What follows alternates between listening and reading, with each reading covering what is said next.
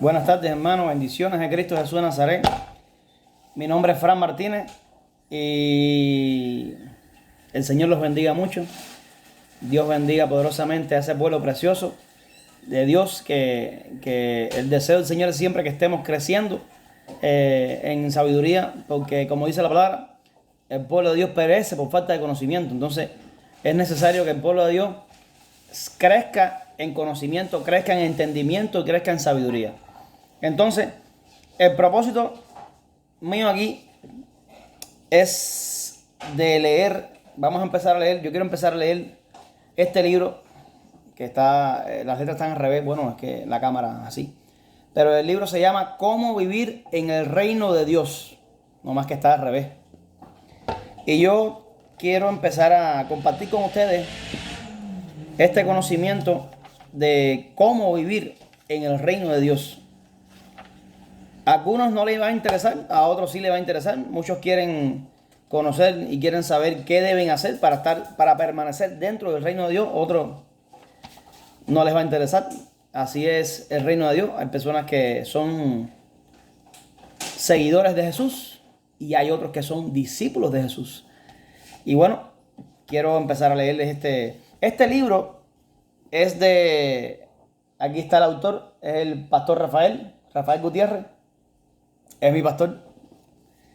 Y es como las palabras de Jesús de Mateo 5, 6 y 7, pero bien desglosadito, bien masticadito, bien desgranado, para que la persona pueda entender fácilmente cuál es el propósito de Dios, cuál es la voluntad de Dios. Hay gente que todavía no sabe cuál es la voluntad de Dios. Y bueno, no quiero dar mucha introducción. Quiero empezar a leer el libro que se llama Cómo vivir en el reino de Dios. Les voy a decir cuántos capítulos trae. Trae 41 capítulos. 41 capítulos. Y vamos a estar leyendo un capítulo por día. Así que, hermano, si está trabajando o está en el carro, nomás póngalo ahí en audio y lo va escuchando ahí aunque sea. Así que vamos a empezar a leer. Padre, te damos gracias, Señor. Te pedimos que tu entendimiento, Señor, venga hacia nosotros, papá. Alumbra los ojos de nuestro entendimiento, Señor. Abre, papá. Abre nuestros ojos, Señor. Abre nuestras entendederas, Señor. Danos sabiduría, Señor. Tu Espíritu Santo revela esta palabra, Señor, ya que ha sido también revelada a nosotros, Señor, a otras personas, Señor. También te pido que tú traigas revelación sobre estas personas que van a escuchar, Señor, tu palabra, Jesús de Nazaret, para que pueda ser fácil, Señor. Para que pueda ser fácil tu palabra, Señor, y así podamos entender cuál es tu propósito para con nosotros, Señor. Y muchos pensarán, no, yo sé cuál es el propósito de Dios para mí. Pero, bueno, si usted está seguro, pues, aleluya, gloria a Cristo.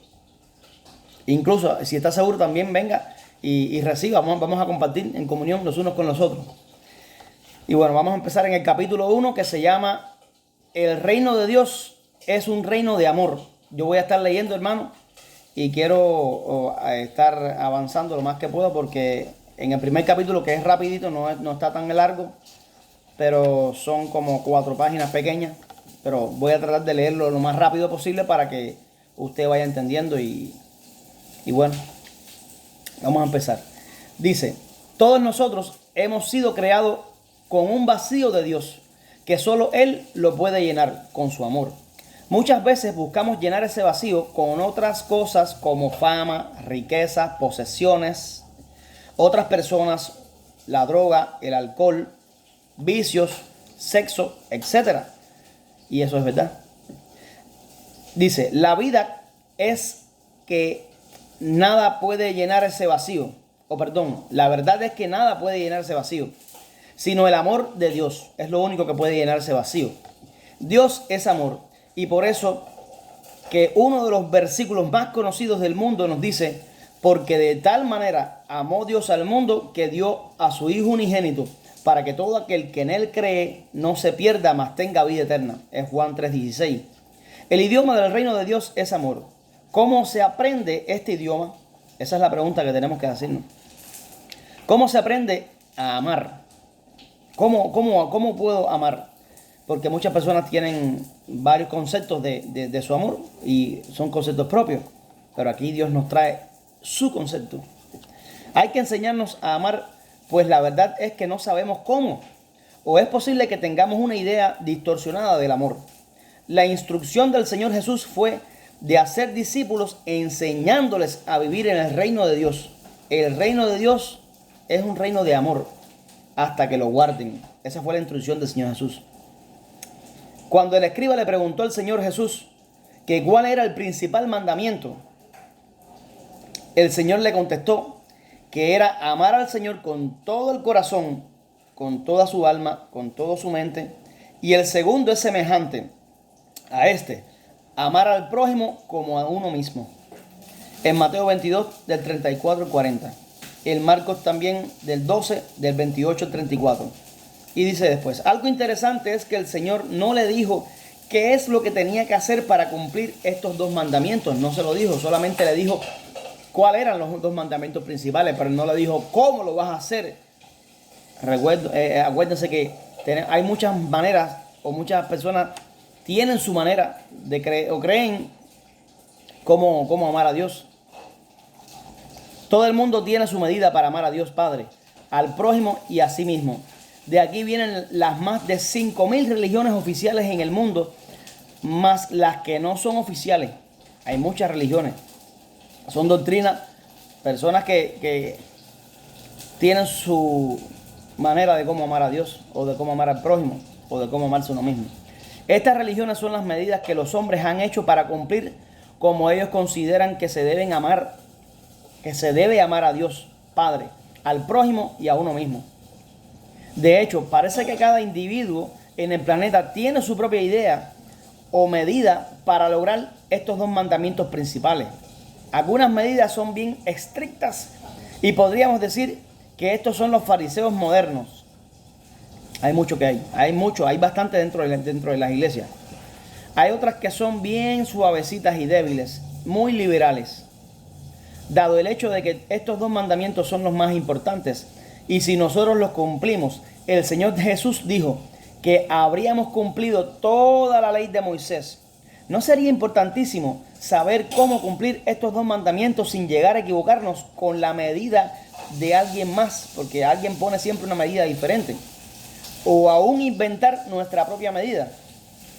Vamos a conocer aquí cuál es la medida del Señor. El Señor Jesús dijo que las palabras que Él habló no eran suyas, sino del Padre que le envió. Juan 14, 24.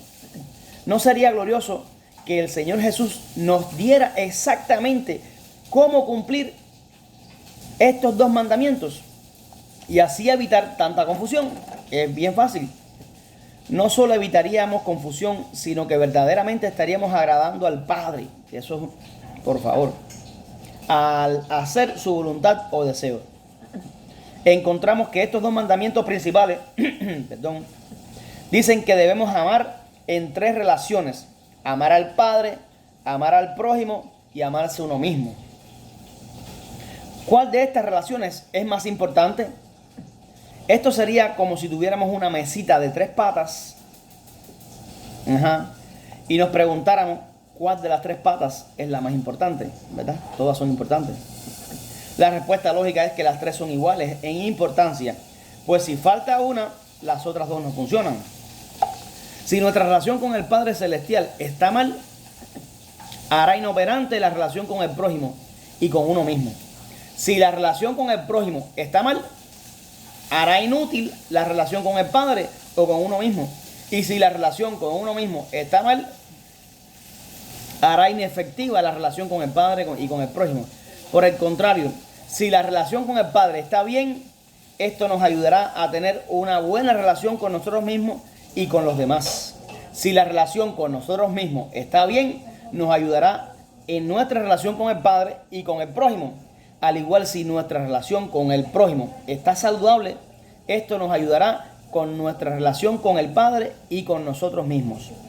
Concluimos pues que estas 3 relaciones de amor deben estar funcionando en todo tiempo. Amén. ¿Cómo se logra esto? Aquí está el cómo lo vamos a hacer. ¿Cómo se logra esto? Si nosotros mismos no sabemos cuál es la verdadera medida para amar al Padre, para amar al prójimo y amarse a uno mismo, ¿cómo debemos amar? ¿Cómo lo vamos a hacer? ¿No sería glorioso de que Dios mismo nos diera su medida para amar al Padre, al prójimo y a uno mismo? Si Dios lo dice, se acabara toda la discordia, todos los problemas se acabaran. Porque ya la gente no está inventándose su propia medida. Vamos a seguir leyendo. Aún así, no tenemos que estar, así no tenemos que estar fallando usando medidas falsas para cumplir estos dos mandamientos principales. Gloria a Dios que en su amor y misericordia envió a Jesús para enseñarnos a amar al Padre, a amar al prójimo y a nosotros mismos.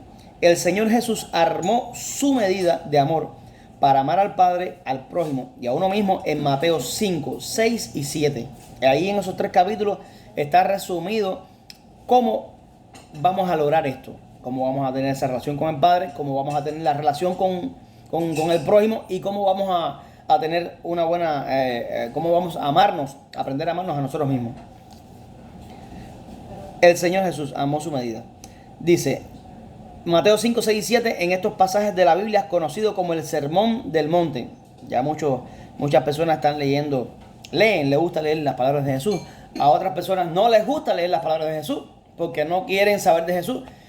Muchas personas quieren saber de los milagros y gloria a Dios por los milagros. Aleluya. Los milagros son buenos, son magníficos. Echar fuera demonios es magnífico, es glorioso porque se libertan las personas. Pero ¿y la palabra del Señor? El fundamento de Cristo Jesús de Nazaret es lo primero que deberíamos estar haciendo, un buen fundamento. Hay muchas personas que son sanas, van a las campañas y reciben sanidad, reciben liberación, pero no tienen un fundamento. ¿Y qué pasa? Vuelven a caer en pecado, vuelve el enemigo a enseñorearse de ellos y vuelven de nuevo a andar en enfermedades y en tantas cosas que el enemigo pone. Por eso es necesario que permanezcamos. Mira qué tan importante es permanecer en una base sólida, en un fundamento que es Cristo Jesús de Nazaret. Por eso lo más importante es la palabra de Jesús. No hay nada más importante que las palabras de Jesús. Es lo que cada cristiano debiera estar perseverando. Dice que los primeros cristianos perseveraban en 4 cosas principales. La primera cosa principal que perseveraban era en la doctrina de los apóstoles. Era la primera. La doctrina de los apóstoles. ¿Y cuál era la doctrina de los apóstoles? La doctrina de Jesucristo. Porque Jesucristo se la dio a los apóstoles y los apóstoles se la daba a la iglesia. Así que eso es lo primero que debería todo cristiano, hijo de Dios, estar perseverando. En la doctrina de los apóstoles, que es la doctrina de Jesucristo. Es sencillito. Vamos a seguir leyendo. En Mateo 5, 6 y 7, que es el Sermón del Monte, allí el Señor nos da 11 características. Escucha bien, 11 características de cómo son los ciudadanos del reino de los cielos, del reino de Dios.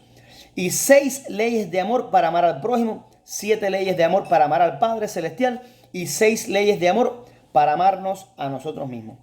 Los 2 mandamientos principales, el amar a Dios, al prójimo y a uno mismo, son como los rieles en la vía de un tren. Amén. Que te mantienen firme ahí, te mantienen seguro.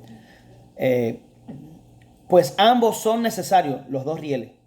Imaginemos a un tren fuera de los rieles. Puede encender y hacer mucho ruido. Así hay muchas personas que encienden y hacen un ruido, pero no avanzan. Y ahí está el problema, hermano. Muchas personas se estancan, llevan muchos años en el evangelio y están estancados porque no hubo un fundamento. Nadie que empieza a edificar una casa y no hace un buen fundamento no puede seguir hacia arriba porque la casa se empieza a caer y ahí tiene que parar la edificación, ahí se para la construcción, ahí se para todo porque no hubo un buen fundamento. A veces de mi país, allá en Cuba, de donde yo soy, hay casas que a veces uno compra, pero no puedes edificar nada encima, no se puede porque no tiene una buena zapata, como le decimos en Cuba, zapata, fundamento, no tiene y no puede seguir edificando. Y así le pasa a la vida del cristiano. No puede seguir edificando, no puede seguir creciendo porque no tiene un buen fundamento, hermano. Por eso tenemos que permanecer y ahí perseverar en las palabras de Jesús, que es el fundamento del cristianismo, es el fundamento del evangelio, es el fundamento del reino de Dios. Nada más importante que eso. El Señor dijo en su palabra: el que me ama, guardará mis palabras. Y sus palabras son sus mandamientos. Así que vamos a seguir. Ok.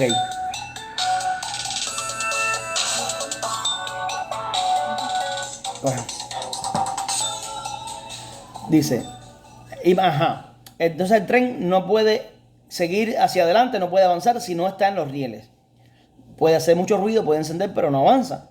Así también hay muchos cristianos hoy en día, los cuales hacen mucho ruido, pero no avanzan porque no están cumpliendo estos dos mandamientos principales. La razón por la que muchos cristianos no cumplen estos dos mandamientos principales es porque nadie les ha enseñado a vivirlo. Mucha gente no quiere ni aprender de otro. La gente cree que todos se lo saben y no quieren aprender. La gente piensa que, Dios mío, Señor, nos da entendimiento. Nos da entendimiento porque hay que dejarse discipular, hermano. Hay que dejarse discipular. Y no por cualquiera. Por alguien que ame a Jesucristo. Porque Jesucristo es el único, es la puerta, el camino, la verdad y la vida. No hay otro.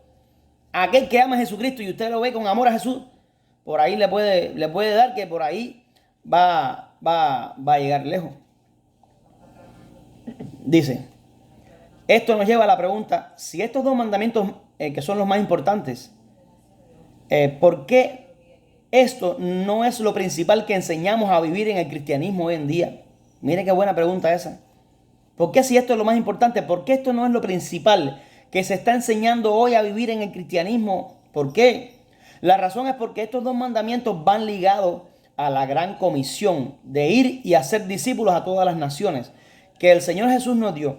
Y eso no lo estamos cumpliendo. El hacer discípulos. Mucha gente no sabe ni qué es un discípulo, ni quiere ser discípulo. No le interesa el discipulado. Hay que discipularse, hermano, y hay que discipular a otros. Ya cuando estemos bien discipulados y estemos en el fundamento, ahí ahora tenemos que empezar a discipular a otros. El fundamento primero. Ajá. Imagínese usted.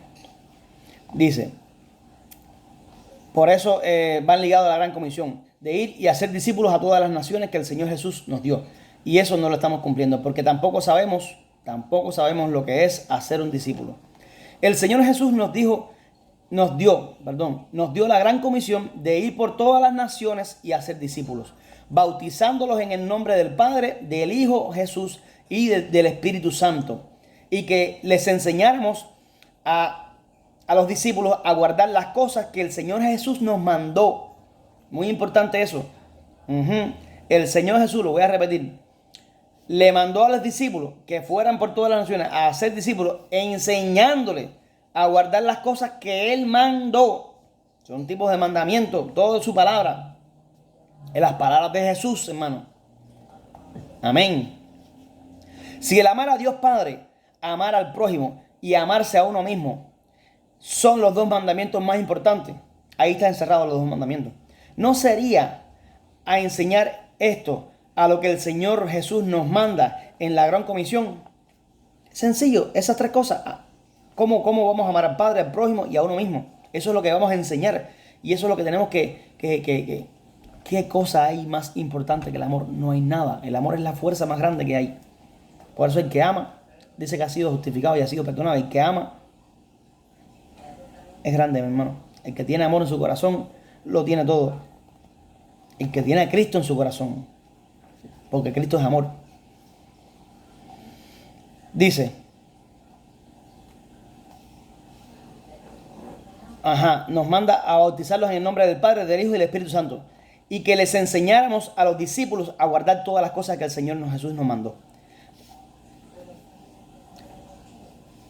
Podríamos concluir entonces que para ser un discípulo, después que éste ha creído en Jesucristo como Señor y Salvador y haber sido bautizado, muy importante, después de creer se necesita ser bautizado, en el nombre del Padre y del Hijo Jesús y del Espíritu Santo. Hay que enseñarles a amar al Padre, al prójimo y a uno mismo. Hay otras cosas que les vamos a enseñar a los discípulos, pero estos dos mandamientos son básicos, pues son el fundamento del amor y el edificio espiritual que el Espíritu Santo quiere construir sobre la vida del discípulo. El discípulo no nace, un discípulo no nace, sino que se hace. Y es por eso que el Señor Jesús dijo que fuéramos por todas las naciones e hiciéramos discípulos, enseñándoles a guardar todas las cosas que Él mandó. Hasta que no las enseñemos a guardar todas las cosas que el Señor Jesús mandó, no hemos hecho un discípulo. En nuestro idioma hay muchas palabras que han perdido su significado, y con el tiempo la palabra discípulo es una de ellas. Estamos hablando de la palabra discípulo en el contexto del cristianismo. Si no tenemos una definición clara de lo que el Señor Jesucristo dice que es un discípulo, tendremos un conflicto mental cada vez que escuchemos la palabra discípulo. Tenemos que saber qué cosa es un discípulo mediante la palabra de Jesús. ¿Qué es un discípulo según el Señor Jesús? Según la palabra de Dios. Para entender esto un poco más claro, usemos la palabra árbol para ilustrar este punto. Imaginemos que el concepto o idea de definición de un árbol que usted tiene es lo normal, lo cual es una planta grande con raíces profundas, un tronco, muchas ramas, muchas hojas, y si es un árbol frutal, hasta flores y muchas frutas. Ahora bien, si el concepto que yo tengo de un árbol es que es como una mata o una hierba, cada vez que usted menciona la palabra árbol, yo estoy pensando que me habla de una hierba, o me suena extraño cada vez que usted dice que se puede subir a un árbol y que hasta puede producir fruto. Por otra parte, cuando yo le hable de un árbol y le diga a usted que dentro de mi casa yo tengo un montón de árboles y que hasta los tengo en la orilla de la ventana por dentro, usted va a quedar pensando que estoy hablando cosas raras. Usted no me entenderá, ni yo lo entenderé a usted cuando hablemos de árboles, ya que necesitamos tener el mismo concepto o idea de lo que es un árbol. ¿Ciertísimo? Lo mismo pasa para cuando se habla de discípulos en los círculos de cristianismo, de los cristianos, ya que algunos piensan que un discípulo es simplemente un seguidor a Jesús o una persona que sigue a Jesús. Otros piensan que el discípulo es aquel que ha tomado un curso de 12 semanas, un año, etc. Otros piensan que el discípulo es una palabra para diferenciar a unos cristianos comprometidos de otros que no lo son. Y en el peor de los casos, es aquella persona que ni tiene idea de lo que es un discípulo. Así que cada vez que oye la palabra discípulo en su mente, se queda en blanco. Y eso es cierto, hermano. En este libro vamos a usar una definición de discípulo que nos ayudará a pensar lo mismo, todos nosotros, lo mismo, vamos a pensar todo lo mismo, para que sepamos qué cosa es un discípulo. Y usted concordará conmigo si está correcta esta definición de discípulo. Y para mí está especial. Así que cada vez que se mencione la palabra discípulo, vamos a tener este pensamiento. Ahora, esto es una definición de qué es un discípulo. Dice, un discípulo es un seguidor del Señor Jesucristo que permanece en Él, en Jesús, para hacer la voluntad del Padre en el poder del Espíritu Santo, y se le enseña a otros hasta que la guarden. Lo voy a repetir. Un discípulo es un seguidor del Señor Jesucristo que permanece en Él para hacer la voluntad del Padre, y se le enseña a otros en el poder del Espíritu Santo hasta que la guarden. Y lo voy a repetir por tercera vez. Un discípulo es un seguidor del Señor Jesucristo que permanece en Él para hacer la voluntad del Padre en el poder del Espíritu Santo, y se le enseña a otros hasta que la guarden. ¿De dónde sale esta definición? Veamos esto con más detalle. Un discípulo es un seguidor del Señor Jesucristo que permanece en Él. Esto parece obvio, pero algunas personas que ya han tenido bastante contacto con el Evangelio del Señor Jesucristo todavía no han hecho su decisión de ser seguidores del Señor Jesucristo. Ellos todavía están en la etapa de ven y mira. Así le dijo el Señor, ¿se acuerdan? Le dijo, ¿Dónde moras, maestro? Le dijo, ven y mira. Juan nos habla de esta etapa o parte del proceso de acercarse al Señor Jesús. Cuando nos cuenta acerca de dos de los discípulos de Juan el Bautista, que ellos quisieron seguir a Jesús, Jesús les preguntó, ¿qué buscáis? Y ellos dijeron, Rabí, que traducido es maestro, ¿dónde moras? Y él les dijo, venid y ved. En Juan 1, 38, 39. Hoy día tenemos muchas personas que están visitando las iglesias o las reuniones cristianas y solamente están mirando cómo es que son las cosas. Van solamente a mirar. Esos son los del grupo de Ven y Mira. No es malo, es bueno. Tenemos que saber cómo es que está pasando, qué está pasando en el pueblo de Dios. ¿Qué es esto? ¿Que será verdad? Hay que ir y mirar. Es bueno, el Señor lo dijo. Ven y mira. Es bueno que venga a mirar. Están mirando cómo es que son las cosas, pero todavía no se deciden a seguir al Señor Jesús. El Señor quiere llevarnos de esta etapa de ven y mira a una etapa más profunda. Y es ven y sígueme. El siguiente día quiso Jesús ir a Galilea y halló a Felipe. Al siguiente día halló a Felipe y le dijo, sígueme. En Juan 1:43. Ven y sígueme. Es una etapa o un nivel de compromiso mayor. Muchos no quieren entrar ahí. Ya con compromiso, algunos no quieren comprometerse con nadie, ni con los amigos, ni con el trabajo, ni el fin de semana se quieren comprometer con nada. Pero hay que tener compromiso con el Señor, ¿no, hermano? Yo he sido uno que he sido un poco... he andado para allá, para acá, pero hay que permanecer, hay que comprometerse y hay que seguir hacia adelante. Este es el camino en que estamos y hay que seguir hacia adelante. No hay otro camino y no hay vuelta atrás. Por lo menos, ese es lo que debiera pensar cada cristiano. Hacia atrás no vamos a ir. Entonces, ven y sígueme, le dijo. Ya dijimos que es un nivel de compromiso mayor que ven y mira. Ven y mira es el primer nivel. El segundo es ven y sígueme. Pero el que sigue a alguien se puede ir quedando atrás o se puede ir quedando lejos o seguir de vez en cuando. Lo voy a seguir de vez en cuando, a veces voy, a veces no voy. Y es por eso que el Señor Jesús nos lleva a una etapa o un nivel superior después de ven y sígueme, y es permanecer con Él. Esta es la tercera etapa, permanecer con Él. En Juan 15, del 1 al 10, allí se menciona la palabra permanecer 10 veces. Perdón, hermano. En la versión de la Reina Valera, 1960. Sigamos con nuestra definición de un discípulo. Un discípulo es un seguidor del Señor Jesucristo que permanece en Él para hacer la voluntad del Padre. Vamos ahora a ver qué significa esto. El Señor Jesús dijo, no todo el que me dice Señor, Señor, entrará en el reino de los cielos, sino el que hace la voluntad de mi Padre que está en los cielos. Y muchos me dirán en aquel día, Señor, Señor, ¿no profetizamos en tu nombre? Y en tu nombre echamos fuera demonios, y en tu nombre hicimos muchos milagros. Y entonces les declararé, nunca os conocí, apartaos de mí, hacedores de maldad. Está en Mateo 7, 21 a 24. La voluntad del Padre es la cosa más importante que podamos hacer en esta tierra. De tal manera que el Señor Jesús dijo que podemos profetizar en su nombre, podemos echar fuera demonios, hacer muchos milagros en su nombre, muchas cosas podemos hacer y todas esas son buenas, pero aún así se puede perder la salvación. Así que, ¿cuán importante es tener la palabra? Miren, yo siempre veo y me acuerdo del profeta Juan el Bautista. Era profeta.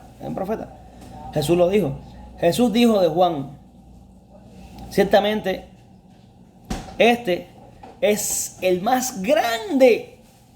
No hubo uno nacido de mujer que haya nacido hasta el tiempo de Jesús, porque Juan estaba en el tiempo de Jesús. Hasta ese tiempo no hubo uno nacido de mujer que fuera más grande que Juan el Bautista.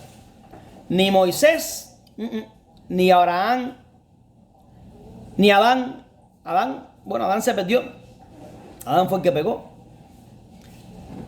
Cuanto profeta usted pueda pensar, Elías, profeta de fuego, Isaías, Jeremías, Job, ¿cuánta gente no hay en el Antiguo Testamento? ¡Wow! Profetas grandes, hombres y mujeres de Dios grandes que hicieron grandes proezas para el Señor. Bueno, ni aún así, ellos son más grandes que Juan. Juan no hizo ni un milagro. Y sin embargo, Jesús dijo, no hay uno más grande que él.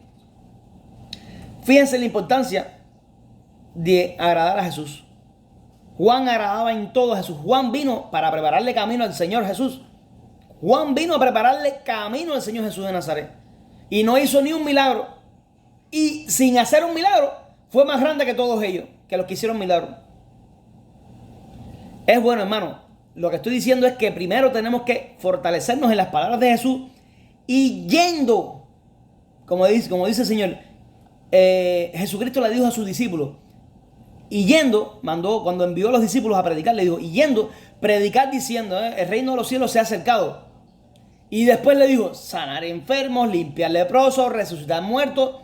Pero primero le dijo, yendo, predicar mi palabra, la palabra de Jesucristo. Eso fue lo que el Señor nos mandó. En el camino te van a seguir las señales te van a seguir, tú no las vas a seguir, ellas te van a seguir, porque son señales que te van a seguir, porque el Espíritu Santo las va a hacer cuando tú empieces a predicar la palabra del Señor Jesús, cuando tú empieces a predicar del evangelio del reino de los cielos, lo que Jesucristo quiere que tú digas, quiere que tú prediques, quiere que ponga en tu boca. No hay nada, acuérdese que no hay nada más importante que las palabras de Jesús. Después que tú tengas las palabras de Jesús en su mente, en su corazón, y la tenga de tal modo que, como dice la palabra, que de la abundancia de su corazón hable esa boca, que cuando usted hable con alguien y esa persona solamente te hable de Jesús y de Jesús y de Jesús y de Jesús, porque es lo que hay dentro de Jesús, no hay otra cosa. Es lo que deberíamos tener cada cristiano. Como dice el pastor Rafael, mi pastor, dice, cuando usted aprieta un limón, debe soltar jugo de limón. Si aprietas un mango, debe soltar jugo de mango.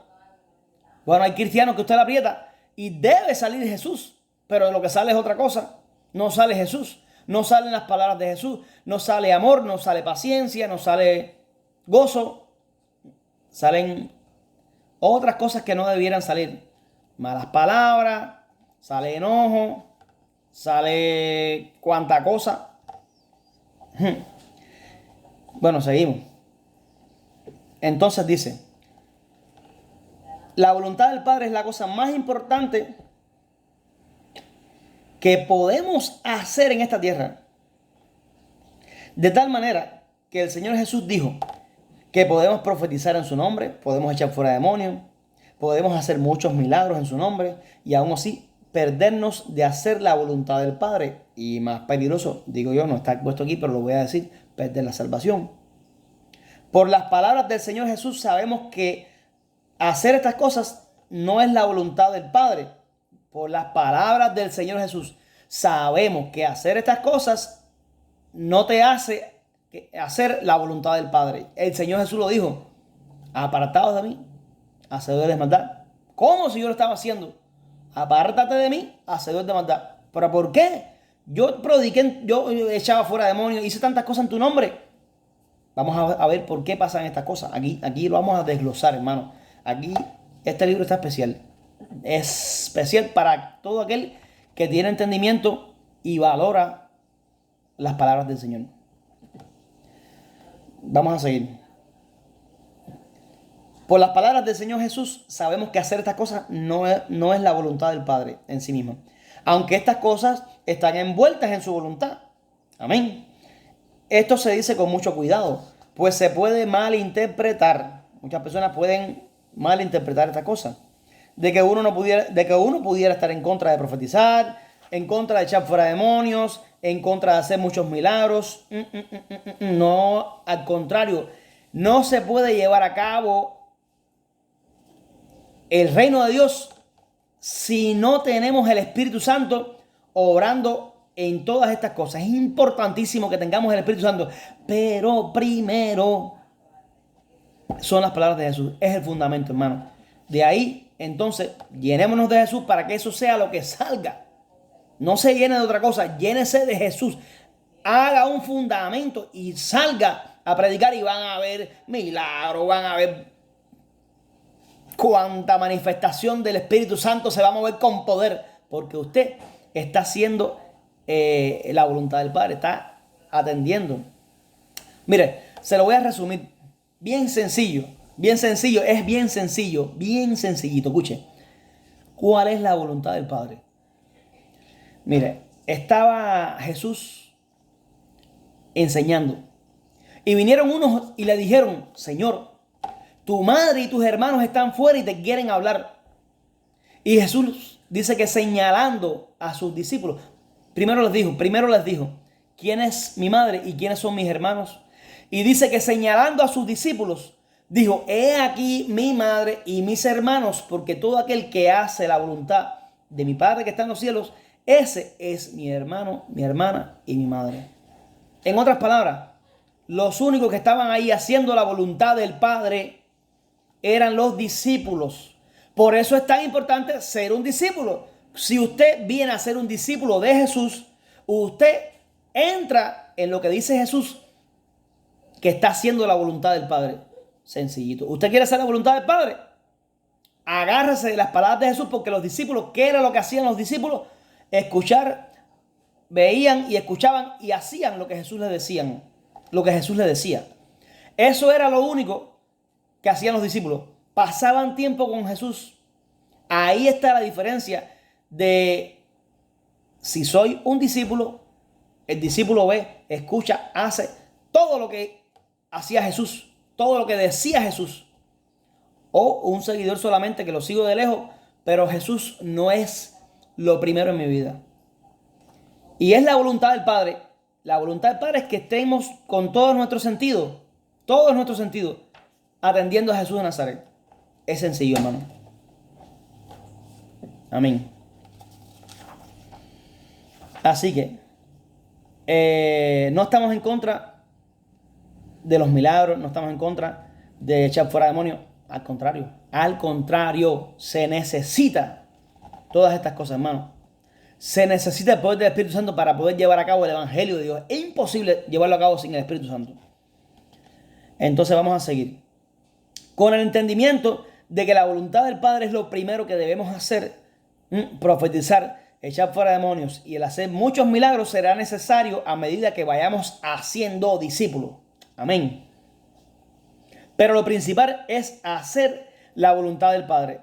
Este debe ser el orden. Hacer la voluntad del Padre, y a medida que le hacemos y se la enseñamos a otros hasta que la guarden, profetizaremos, echaremos fuera demonios y haremos muchos milagros en el nombre poderoso de Jesús de Nazaret, según requiera el momento y la circunstancia, y según Jesucristo y según el Espíritu Santo se mueva, porque Él es el dueño de esto es del Espíritu Santo. Esta obra es del Espíritu Santo. Amén. Si la voluntad del Padre es tan importante, ¿la conoce usted? De tal manera que podamos tomar un papel y un lápiz y escribirla. Eso es pregunta. ¿La conoce usted? ¿La está viviendo? Segunda pregunta. Primero es conocerla. Segunda es vivirla. ¿Se la está enseñando a otros? Son tres. Si fallamos en la primera pregunta, ¿cómo podemos estar cumpliendo las otras dos? Uno se pregunta, ¿cómo puede el Señor Jesús pedirnos que hagamos la voluntad del Padre si nunca nos las ha dicho? Sería injusto de parte de Él hacernos este pedido. Y en Él no hay injusticia. El Señor, si nos ha dicho cuál es la voluntad del Padre, estas palabras del Señor Jesús que acabamos de leer en Mateo 7, el Señor sí nos ha dicho cuál es la voluntad del Padre. Eso es ahí, exclamando. Sí nos las ha dicho. ¿En dónde está la voluntad del Padre? Bueno, la voluntad del Padre está en Mateo 5, Mateo 6 y Mateo 7. Acuérdense, son dos mandamientos. Amar al Padre y amar a tu prójimo como a ti mismo. Pero ahí hay tres amores. Padre, prójimo y tú. Hay tres amores. Y esos tres amores, ¿cómo lo vas a desglosar? Está en Mateo 5, 6 y 7. Ahí está encerrado el Sermón del Monte. En el Sermón del Monte está encerrado cómo desglosamos todo este acertijo, ¿no? Toda esta palabra. ¿Ok? Y ahí el Señor Jesús nos acaba de decir claramente cuál es la voluntad del Padre. A través del libro explicaremos con detalle cuál es la voluntad del Padre. Y así que vamos a seguir con la definición. La definición termina ya aquí, ya estoy terminando. Dice, un discípulo es un seguidor del Señor Jesucristo que permanece en él para hacer la voluntad del Padre en el poder del Espíritu Santo. Amén. Vamos a observar aquí ahora como, donde dice la definición, en el poder del Espíritu Santo. Las leyes de amor que el Señor Jesús pide en lo que Él declara que es la voluntad del Padre, en Mateo 5, 6 y 7, son imposibles de cumplir. Escuche, son imposibles de cumplir. Las leyes de Jesús de Nazaret, las leyes de Jesucristo de Nazaret, su palabra es imposible cumplirla en nuestro propio esfuerzo o en nuestra carne. Eso es imposible, hermano. No se puede. Acuérdense que el Señor siempre decía, oíste que fue dicho, pero yo digo, siempre era un nivel más arriba. Si antes era difícil obedecer y cumplir la ley, ¿cuánto más difícil es ahora la medida que Jesús pone? Y Él la pone así, imposible. Él la puso imposible. Aquí estaba difícil. Bueno, ahora está aquí imposible. ¿Para qué? Para que nosotros dependamos totalmente del Espíritu Santo de Dios para poder cumplir todos sus mandamientos, hermano. Por eso es necesario que estemos aquí, en este nivel. Es por eso que necesitamos el poder del Espíritu Santo. El apóstol Pablo lo dijo muy claro en Romanos 8, del 1 al 10. Ahora pues, ninguna condenación hay para los que están en Cristo Jesús, los que no andan conforme a la carne, sino conforme al Espíritu. Andar en el Espíritu. Porque la ley del Espíritu de vida en Cristo Jesús me ha librado de la ley del pecado y de la muerte. Amén. Porque lo que era imposible para la ley, por cuanto era débil por la carne, Dios, enviando a su Hijo en semejanza de carne de pecado, y a causa del pecado, condenó al pecado en la carne, para que la justicia de la ley se cumpliese en nosotros, que no andamos conforme a la carne, sino conforme al Espíritu de Dios. Porque los que son de la carne piensan en las cosas de la carne. ¿En qué está pensando usted? Pero los que son del Espíritu, en las cosas del Espíritu. Diferente. Los que son de la carne piensan en las cosas de la carne. Y los que son del Espíritu piensan en las cosas del Espíritu. Tenemos que permanecer en el día, en las 24 horas, en las 16 horas que tiene usted del día.